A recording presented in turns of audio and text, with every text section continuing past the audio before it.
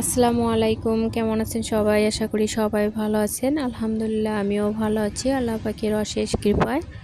যে যেখান থেকে আমার এই ভিডিওটি দেখছেন সবাইকে আন্তরিক মোবারকবাদ।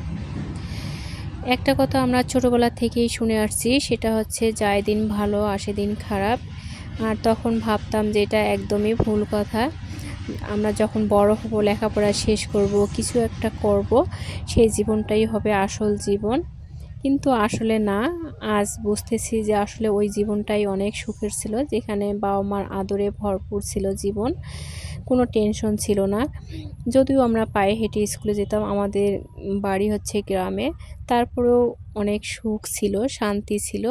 বান্ধবীরা সবাই মিলে হেঁটে হেঁটে স্কুলে যেতাম বা কলেজে যেতাম, যেতে যেতে হাঁপিয়ে পড়তাম, দেখতাম যে কোথাও একটা বড় গাছ আছে কি নাই, সেখানে বসার জায়গা আছে কি নাই, সেটাই খুঁজতাম। আর খুঁজে যখন পেতাম সবাই মিলে বসে গল্প করতাম, বেশ ভালোই লাগতো।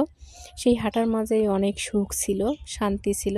কিন্তু এখন যে আমরা সব সময় অটোরিকশা রিকশায় চলাফেরা করি, গাড়িতে, কিন্তু সেই সুখটা আর খুঁজে পাওয়া যায় না, সেই মধুময় সময়গুলো আর খুঁজে পাওয়া যায় না।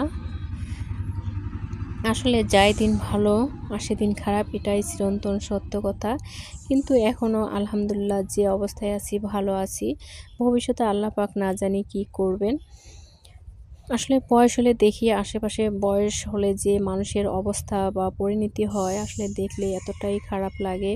আল্লাহ যেন এই অবস্থায় না নিয়ে যায়। সবাই ভালো থাকে।